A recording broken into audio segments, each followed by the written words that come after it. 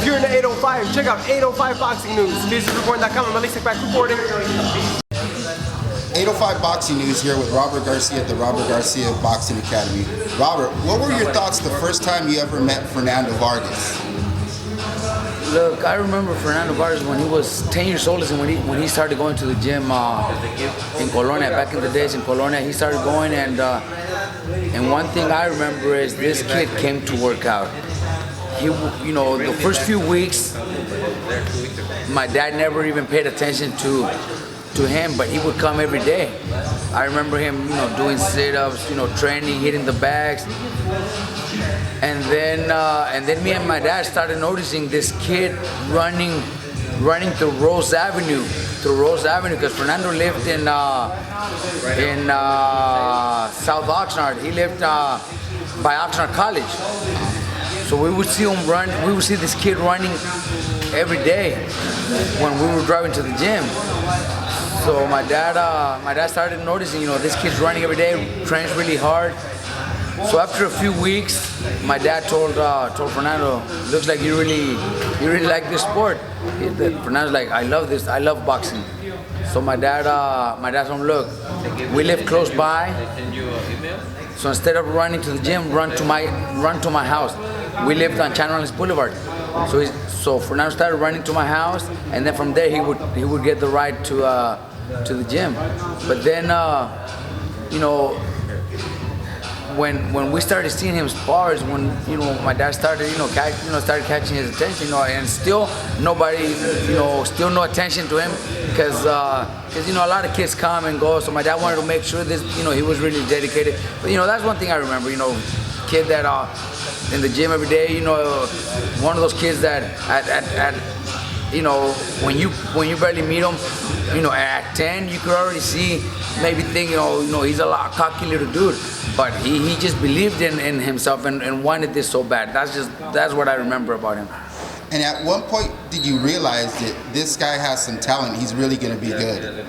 Look, there was my dad has told us this story, and I was 13 when Fernando was 10. So I remember the coaches that were involved in the gym, and I remember the fighters that were also the young fighters that were involved.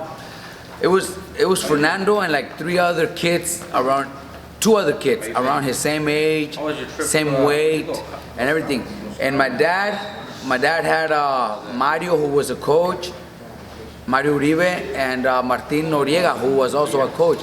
And I think my dad has told us that he told the other two coaches, "Look, there's those three little fighters right there. They're all about the same age, same weight, and they all have about the same time in the gym." So my dad told the other coaches, "You guys pick one, and you guys leave me whichever one you guys want. Whichever guys you don't pick, I'm gonna train. See who does a better job." Yeah. So they each picked a kid, but none of them picked Fernando.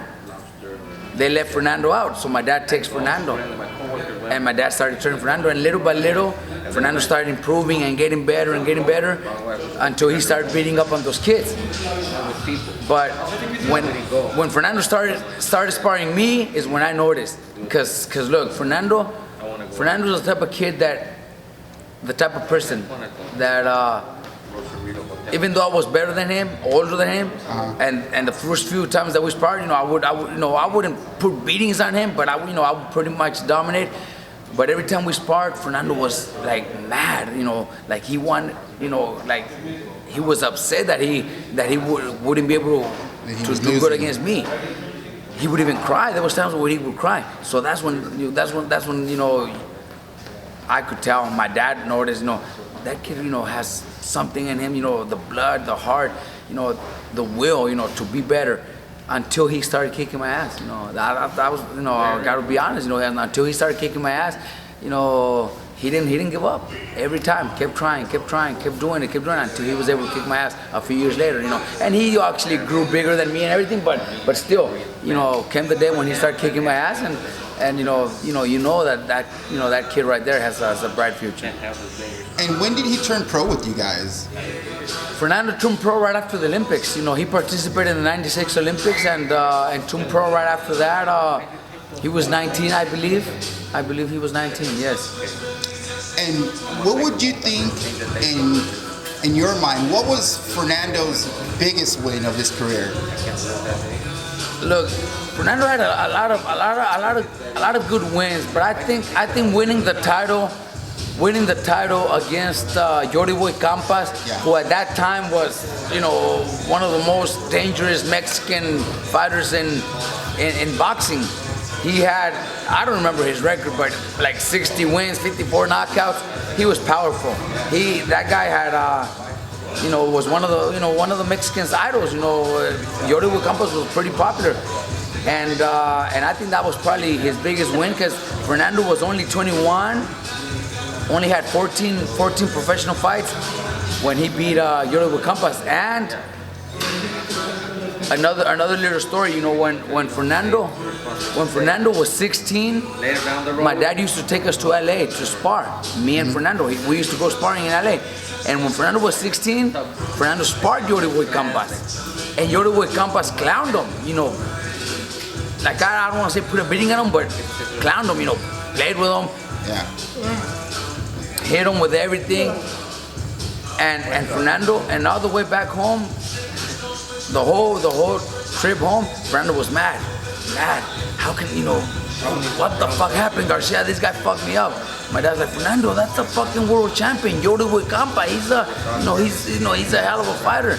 Yeah. And Fernando was like, nah, fuck this. One day, this guy's gonna pay back. I'm gonna kick his ass one day. And a few years later, Fernando beat him for the title. So, that's the type of person Fernando was. Like I'm telling you, when he was sparring me, I would kick his ass. But then, in his head, even though we were friends, we're compas. He still had that. One day I'm gonna be better than Robert, and that's good. That's good mentality to have. All these fighters, I tell them, you guys gotta try to be better than each other. You guys are friends. You guys love each other, support each other. Yeah. But this is boxing. So that's what the way Fernando was, and he beat Jordi Boy Campas. 5 years later to win the title, and the biggest. I think that was the biggest fight of the biggest win of his career. And I would say his best performance was probably when he beat Icorte.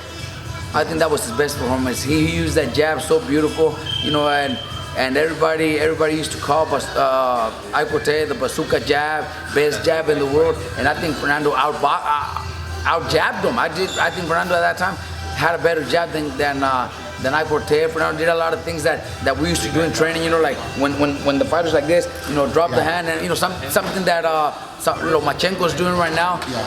Me and Fernando used to do that 10 years ago. Fernando, and if you guys go back to Fernando's fights, Fernando used to do that a lot. He was able to do that with his fighters. I tried a couple times, but sometimes it just doesn't work. But Fernando did it a lot with a lot in a lot of his fights. But yeah, I think biggest win was probably winning the title against Jordi Boy Campas, because not only was it a world title, but it was going back 5 years ago when Jordi Boy Campas put a beating on Fernando. So it was like payback for Fernando. So I think that was probably his biggest win. And of course, best performance, I think it was Icorte. And what would you say was the biggest loss of his career? Look, I think for him, and it has to do with boxing, was not taking care of himself, not taking care of his body in between fights. After fights, he would blow up, gain 50 pounds. Sometimes, if I'm not mistaken, I believe he gained, 60 to 80 pounds. And having to lose 60 to 80 pounds in preparation for a fight, that kills you. I think that was his biggest loss, He also, started drinking and stuff like that, but he was young, so he had friends, he partied, so he was drinking a lot. But I think gaining weight was probably his biggest loss, because if we go to his fights, he lost to Trinidad, but made $10 million. He lost to De La Hoya, made around $10 million also. So can you consider those losses? You know what I mean? Yeah. In this business, you don't, when you make that kind of money, you don't lose. I think his losses was outside of the ring, blowing up, eating too much, and drinking. And do you think with the feud he had with Oscar De La Hoya, you think it kind of sidetracked his career, or it gave him more exposure? I think it gave him a lot of exposure, but I think it was a little bit, I think Fernando's career could have lasted longer, especially if he would have taken care of his body a little more, and also if they wouldn't have rushed him. He was 21. Yeah, he was very young. He was 21 when he fought Trinidad. Come on, you can't fight Trinidad. But the money was right, so you can't really say no to $10 million either. Yeah. So you could see it either way, but the feud with Oscar, I think it turned into a feud, but I think it was more about it was about just becoming getting your name out there, mentioning Oscar's name to build your name and get the fame. Fernando was very popular, very famous, very popular. And the way Fernando fought was very likable. Everybody loved him. Yeah. Everybody loved the way Fernando was, the street boy, the gangster type of fighter that people wanted to see fight. So he got his own. It wasn't that Oscar's publicity helped him become what he was. I think it was Fernando, the way Fernando was, the way Fernando fought that made him the name. But of course, having that rivalry with Oscar was always something that people were waiting for that fight, waiting for the fight. So you could probably consider it either way. Yeah. And do you think that gangster style, that coming forward, being a warrior, really shortened his career also? Look, I think him fighting Trinidad so young is probably what shortened his career. Because he fought a great fight. It was fight of the year type of fight. Because up until the 10th round, I think it was pretty much even. After Trinidad dropped him so bad early in the fight, then Fernando comes back to drop Trinidad. But the last, if I'm not mistaken, I think it was the 11th round when Trinidad knocked him out. That was brutal. That knockout was brutal, and that takes a lot out of a fighter. His next fight after that, he got dropped again. And then De La Hoya. So that's what shortened his career. Those beatings that he took against Trinidad. I don't think it was his style, because his style was very likable. He was also, if you go back against Raul Marquez, against Cortez, he boxed. Against Raul Marquez, he fought on the outside and was fighting side to side. So Fernando had good legs. So it wasn't like he was just a brawler. Fernando was a smart fighter. He would do a lot of angles. He used a lot of angles during his fights. It was the beatings, the beatings that he took with Trinidad and De La Hoya that ended his career short. And how were you told that he was going to hang him up and he was going to retire? Did he tell you, or? No, look. When Fernando, at the time when Fernando had his last few fights, the Mosley and the Mayorga fights, I don't remember which one was last, but those fights right there, there was that time where Fernando had a different trainer, even though my dad was always with him, and my dad always Fernando hired him. So it was like there was a little bit of distance between us. Yeah. There was a little bit of difference. There was a few things that Fernando could tell you, and I'm not gonna be the one to let everybody know. Fernando knows. We had a little bit of differences. People related to part of the family that caused issues between me and Fernando, but that's in the past. I'm not lying. I was talking to Fernando last night. We talked for a good half an hour. We still stay in touch. We were talking about the fighting, the gyms, kids, because he knows my kids. I know his kids. I'm one of his kids, padrino. So we were talking for like half an hour yesterday. We still stay in touch now. We're still like family. There was those times where those last few fights that he had where I wasn't part of. My dad was still involved, and my dad was always part of Fernando's career, but we had a little bit differences because of issues with family. Yeah. But all that is in the past. We're still right now we're good. And do you guys, now that Fernando is a trainer, do you guys ever discuss training methods? You ever give him advice? All the time, man. And look, and that's one thing I respect. He's also a trainer, and And there's so many other trainers that we know that started training, that we know from boxing, and then they decided to start training fighters. Sometimes they think they know it all, or maybe they're even better. Some people might say, "Oh, it's just luck. Robert's just lucky." Well, I don't think you get lucky making 9 world champions. I don't think so. I think the team that we've had, in Oxnard here, or in Riverside, my dad being a big, my dad is probably the one that influenced me the most, But here in Oxnard, I got Marcos who was also a fighter who's here. He's been, for many years already loyal to me. We work out together. It's a team. But then there's other trainers that think they could do it themselves. It's not easy. Not anybody can make world champion. Some trainers can make 1 world champion, but then will never make another one. That means the fighter was probably really great. Really great. Yeah.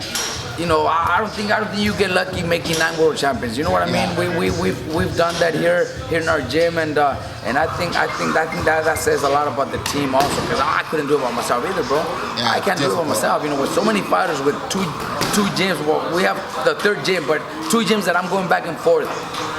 I couldn't do it by myself. If I didn't have Marcos here in Oxnard and Tony, my son who comes with me every day, and then in Riverside, if I didn't have my dad or my older brother, I wouldn't do it.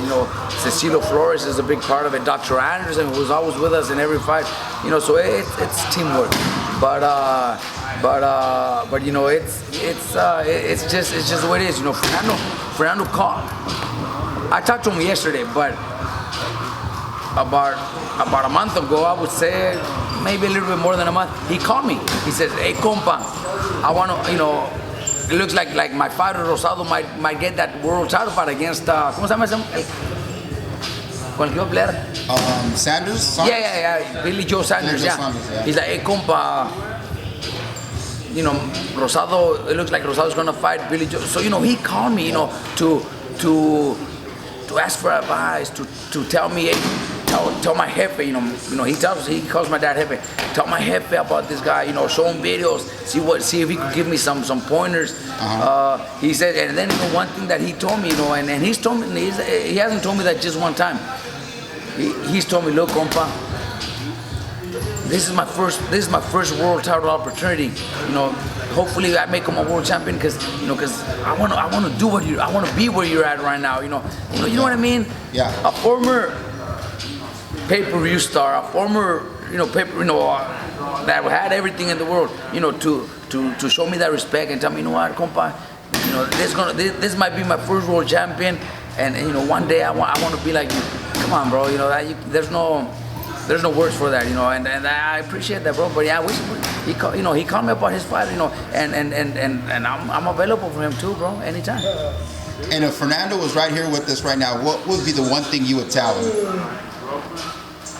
Or say to him? Because one thing that I think he's already learning, especially after the fight was almost done, and then Billy Joe Sanders decides not to fight. Well, good that Rosado is still fighting and is still gonna have a big fight. He's the co-main event. Yeah. But I would tell him, hey, don't be surprised, because this sport is full of surprises, and it's also a dirty business. It's a dirty business, and I think he already went through that one. He already went through that with one of his fighters that he signed a couple years ago, maybe a year ago. He signed him to Golden Boy, and then the fighter out of a sudden decides to leave his gym and go to another gym. So I think at that time Fernando was really mad and upset, and because that fighter left him. Yeah, but I would tell him, that's what I would tell him.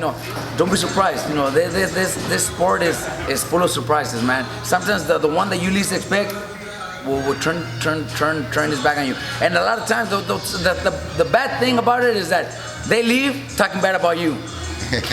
You're the bad guy. We're always going to be the bad guys. Trainers are always going to be the bad guys. Honestly, it's just the way it is. Just the way boxing is. And that's one thing I think he's already learning, but he has to be prepared. It's a dirty business. That's one thing I would tell him. And you heard it here from Robert Garcia at the Robert Garcia Boxing Academy. 805 Boxing News. We out.